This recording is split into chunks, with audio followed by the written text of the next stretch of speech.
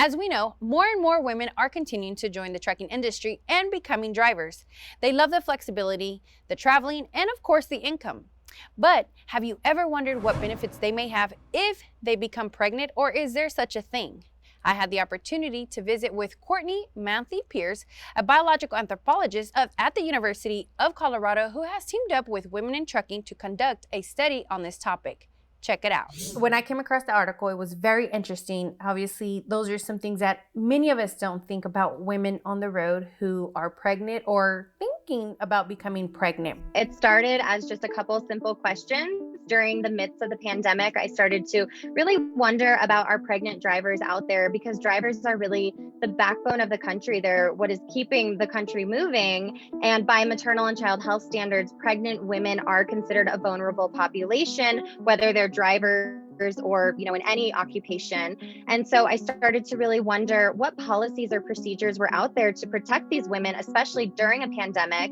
So I reached out to my father. He is the VP of Safety for Wilson Logistics, Scott Manthey, and he put me in touch with Women in Trucking and Carrier's Edge. And together we decided to create this project to really advocate for this population and to really bring attention to them.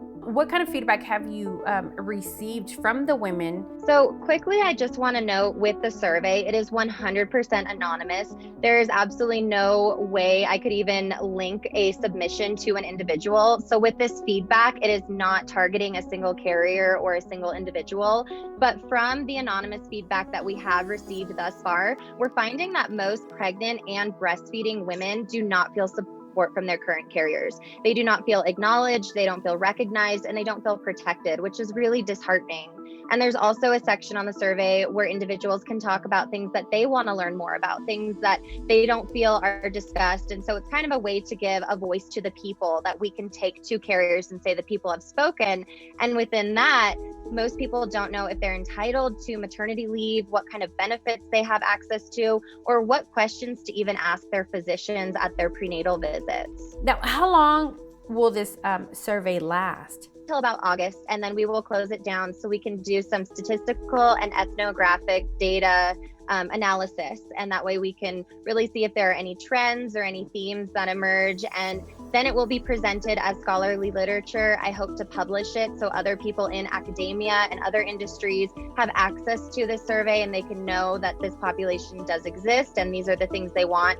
And then we also will be sending notifications out to all carriers that we can, just to say this is what the population is looking for. So I will be creating resource guides for the Women in Trucking website regarding maternal and child health, just using my expertise in the field. And I will also have some type of resource that's just questions for people to ask their doctors. They can print it out, ask questions that they like, or even add to it. But just so there's something that these people can have in hand to go to their doctors and ask.